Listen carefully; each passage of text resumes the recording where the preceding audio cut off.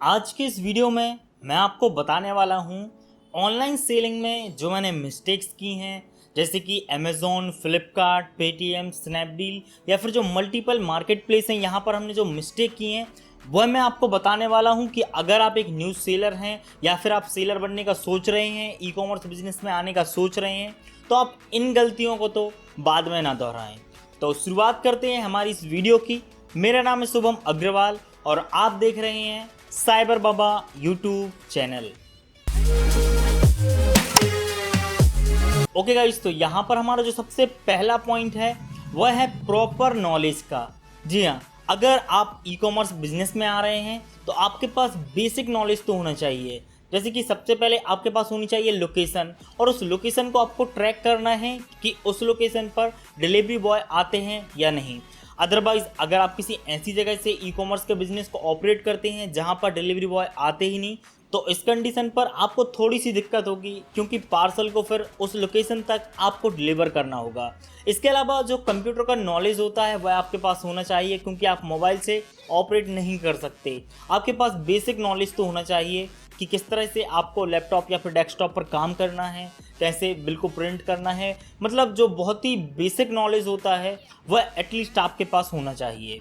इसके बाद हमारा जो सेकंड पॉइंट आता है जिसमें मैंने सबसे ज़्यादा गलतियां की वह है लिस्टिंग। जी हाँ, जब शुरुआत हम करते हैं तो हम उसे सिस्टमेटिक तरीके से नहीं करते, क्योंकि हमने रिसेंटली उस काम को चालू किया है। तो शुरुआत में मैंने करीब 100 से 150 प्रोडक्ट लिस्ट किए, बट उन प्रोडक्ट की सिस्टमेटिक लिस्टिंग नहीं हुई। जैसे कि प्रॉपर तरीके से इमेज को क्लिक करना, प्रॉपर तरीके से टाइटल को ऐड करना, प्रॉपर तरीके से डिस्क्रिप्शन या फिर जो अबाउट होता है प्रोडक्ट के बारे में उसे ऐड करना। तो यह सब काम आपको बाद में फिर से करना पड़ेगा, क्योंकि यूज़र जब आता है मार्केट प्लेस पर प्रोडक्ट को देखने के लिए, आपने वहाँ पर फोटो को अपलोड किया, बट हो सकता है कि लाइट के कारण थोड़ा सा कलर फेड हो गया हो या फिर क्लियरली समझ में ना आ रहा हो कि पर्टिकुलर प्रोडक्ट का कलर क्या है। तो इस कंडीशन में आपका रिटर्न बहुत ज़्यादा बढ़ता है।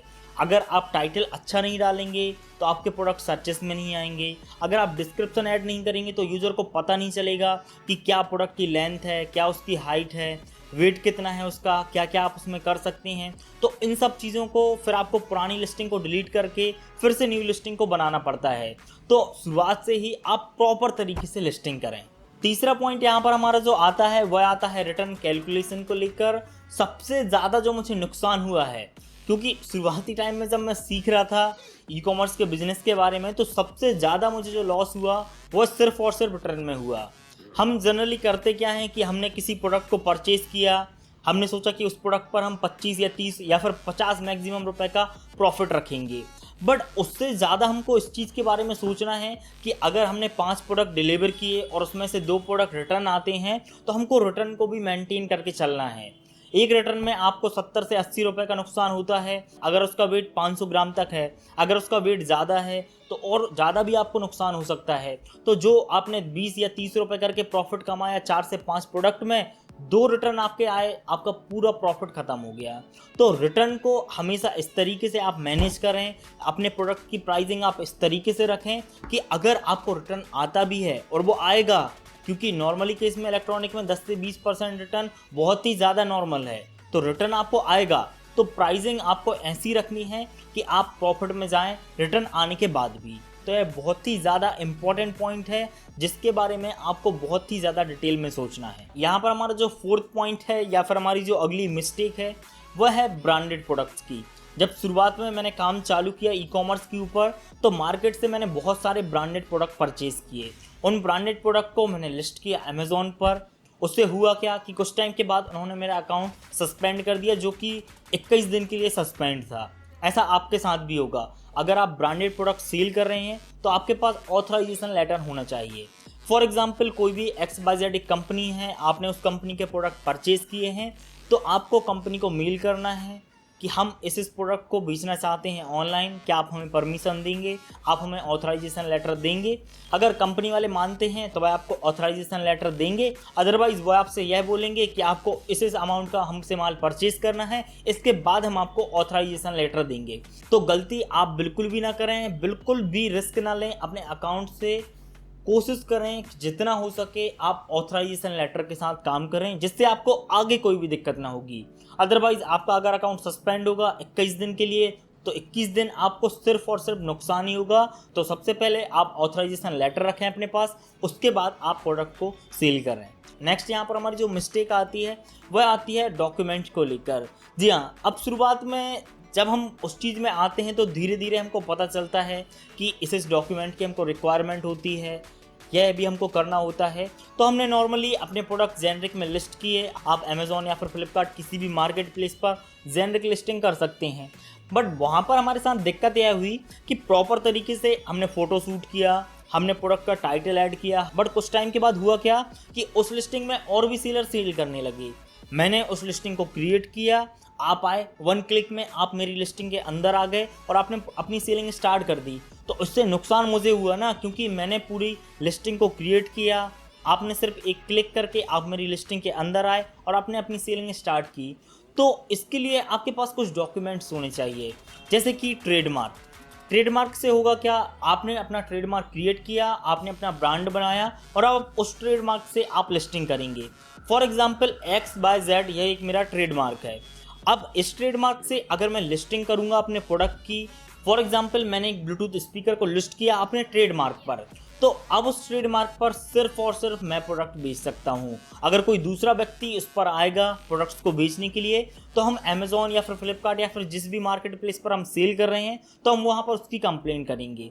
तो डॉक्यूमेंट आपके पास अगर शुरुआत में प्रॉपर रहेंगे तो बहुत ही अच्छी बात है, क्योंकि मेरा ट्रेडमार्क बनने में करीब 6 से 7 महीने का मुझे टाइम लगा। तो इतने टाइम तक भी हमने नॉर्मल सेलिंग की। तो गलती बिल्कुल आप ना दोहराएं अगर आप ई कॉमर्स पर आना चाहते हैं तो। नेक्स्ट यहाँ पर हमारा जो पॉइंट आता है वह आता है GST फाइलिंग को लेकर। हमने ई कॉमर्स की GST खुद ही भरी, ना हमने किसी CA को कांटेक्ट किया और ना ही किसी से फाइलिंग करवाई। शुरुआती टाइम में हम खुद ही GST को भरते थे। तो उस टाइम में नॉलेज बहुत ही ज़्यादा कम था, क्योंकि शुरुआत थी, गलतियाँ सबसे होती हैं। तो अब जानकारी ये नहीं थी कि GST किस तरह से भरनी है। मतलब अगर 18% देना है तो क्या उस अमाउंट का 18% देना है, या फिर क्या हमको 18% अपने प्रॉफिट का देना है। तो इसमें कई बार होता क्या था कि हम लोग ज़्यादा GST भर देते थे, कई बार होता था कि हम लोग कम भर देते थे, तो ज़्यादा में हम लोगों को नुकसान हो गया। तो हो सके तो पहले आप इन सारी चीज़ों को समझें कि कितना आपको अमाउंट भरना होता है, कैसे भरना होता है। जो फोरम्स होते हैं या फिर जो उनकी फ्री वेबिनार होते हैं, तो वहाँ पर भी जाकर आप अटेंड कर सकते हैं। मतलब इन गलतियों को तो आप ना दोहराएं। नेक्स्ट यहाँ पर हमारी जो मिस्टेक आती है वह आती है इन्वेंट्री को लेकर। अब हमने अपनी इन्वेंट्री को मेंटेन नहीं किया, प्रोडक्ट को हमने परचेज़ किया, उसे लिस्ट किया अपने मार्केट प्लेस पर, प्रोडक्ट हमारे सेल हुए, बट इन्वेंट्री प्रॉपर तरीके से मेंटेन नहीं थी। हमारे पास 50 प्रोडक्ट हैं, 50 प्रोडक्ट सेल हो चुके। अब अगर हमारे पास कोई भी ऑर्डर आता है तो हमारे पास वह प्रोडक्ट नहीं है। तो इस कंडीशन में होता क्या है कि जो आपकी रेटिंग होती है वह कम होती है। अगर आपने ऑर्डर लिया और आपने उसे शिप नहीं किया 2 से 3 दिन तक, तो फिर आपकी जो रेटिंग होती है वह कम होती है। तो गलती बिल्कुल भी ना दोहराएं। आप अपनी इन्वेंट्री को बहुत ही ज़्यादा स्ट्रॉन्ग रखें। आपके पास अगर 5 प्रोडक्ट हैं तो आप 5 प्रोडक्ट को स्टॉक करें, फिर आप उसे आउट ऑफ स्टॉक कर दें अगर आपके पास प्रोडक्ट नहीं है तो। आप ऐसा बिल्कुल भी ना करें कि पहले आपने ऑर्डर ले लिया फिर आप प्रोडक्ट को अरेंज कर रहे हैं, क्योंकि मैंने बहुत ज़्यादा यही किया है। तो इन्वेंट्री का भी आपको फोकस रखना है, जितना माल आपके पास है उतना ही माल लिस्ट करें। रिटर्न के अलावा भी हमसे एक और बड़ी मिस्टेक हुई जिसमें हमको सबसे ज़्यादा लॉस हुआ, वह हुआ था डैमेज प्रोडक्ट पर। अब जानकारी उस टाइम यह नहीं थी कि हम उसका क्लेम भी ले सकते हैं, क्योंकि हम लोग सिर्फ और सिर्फ सीख रहे थे कि कैसे प्रोडक्ट सेल होते हैं, कैसे अकाउंट में पैसा आता है, और ना ही ई कॉमर्स पर आने का हम लोगों ने सोचा था। मेन पॉइंट यह था कि प्रोडक्ट को हम लोगों को सेल करना है और उसे चेक करना है, क्योंकि वीडियो को क्रिएट करना है। बट धीरे धीरे जब पता चला और उसके प्रॉफिट के बारे में जानकारी हुई तो फिर हम लोगों ने इसे कंटिन्यू किया। बट आपको यह करना है कि जैसे आपका कोई पार्सल जाता है, अगर वह पार्सल रिटर्न आता है तो कई दौरान होता क्या है कि हो सकता है कि वह पार्सल टूट गया हो, या फिर सामने वाले व्यक्ति ने कोई डिफरेंट पार्सल पहुंचा दिया हो, या फिर हो सकता है कि पार्ट्स कम हो या फिर प्रोडक्ट उसमें से कम हो। तो इस कंडीशन पर हमारे पास फैसिलिटी होती है रिटर्न को क्लेम करने की। जैसे कि अगर हम बात करें फ्लिपकार्ट की, तो वहाँ पर होता है एक SPF क्लेम, जिसे हम बोलते हैं सेलर प्रोटेक्शन फंड। तो उसमें आप कर कह सकते हैं कि अपने आप प्रोडक्ट का क्लेम ले सकते हैं। तो शुरुआती टाइम में हम लोगों को इसकी बिल्कुल भी जानकारी नहीं थी कि हम लोग प्रोडक्ट का क्लेम भी ले सकते हैं। तो इससे हम लोगों को जो नुकसान हुआ वह आपको ना हो, इसलिए आप SPF क्लेम को भी, या फिर जो इनके ऑनलाइन क्लेम्स होते हैं, इन्हें आप ज़रूर लें अगर आपका प्रोडक्ट डैमेज आता है तो। इसके साथ ही साथ एक और जो मिस्टेक हुई थी वह हुई थी वेट से रिलेटेड। अब यहाँ पर क्या होता है कि जब हम प्रोडक्ट को लिस्ट करते हैं तो हम वहाँ पर वेट भी डालते हैं।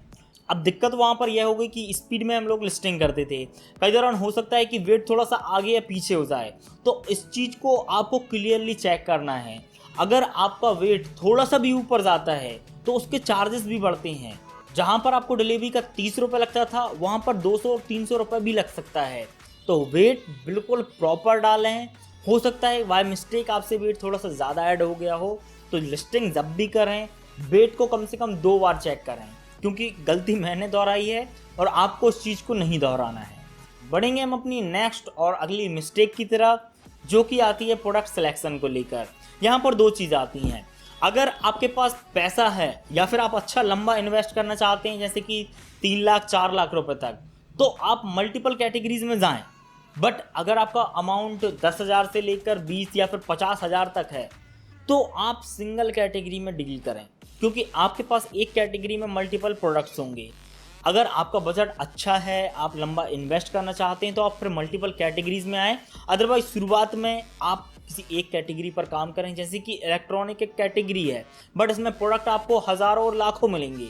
बताने का मतलब यह है कि कम इन्वेस्टमेंट में सेपरेट कैटेगरी पर आएँ, ज़्यादा इन्वेस्टमेंट है तो आप आगे और कैटेगरी भी बढ़ा सकते हैं। इसके अलावा दूसरा पॉइंट यहाँ पर जो आता है वह आता है प्रोडक्ट्स को लेकर। आपको बहुत ही ज़्यादा सटीक प्रोडक्ट रिसर्च करने होते हैं, क्योंकि अगर आपका बजट कम है तो आपको प्रोडक्ट की रिसर्च करनी होगी।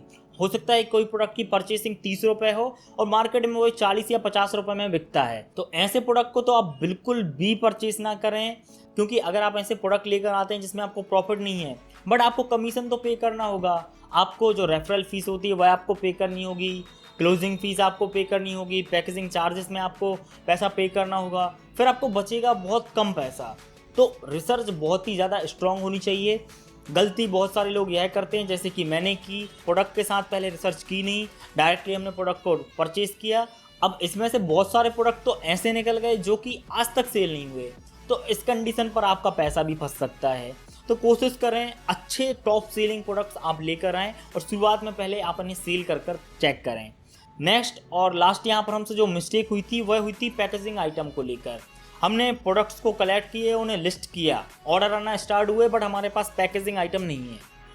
तो पहले आपको पैकेजिंग आइटम को रखना है, क्योंकि अगर आपके पास पैकेजिंग आइटम नहीं रहेगा आपके प्रोडक्ट्स जाएंगे, डैमेज होंगे, नुकसान आपका होगा। तो पहले सारी चीज़ों को अच्छे से आप सिस्टमेटिक तरीके से रखें, उसके बाद फिर आएँ ऑनलाइन सेलिंग के लिए।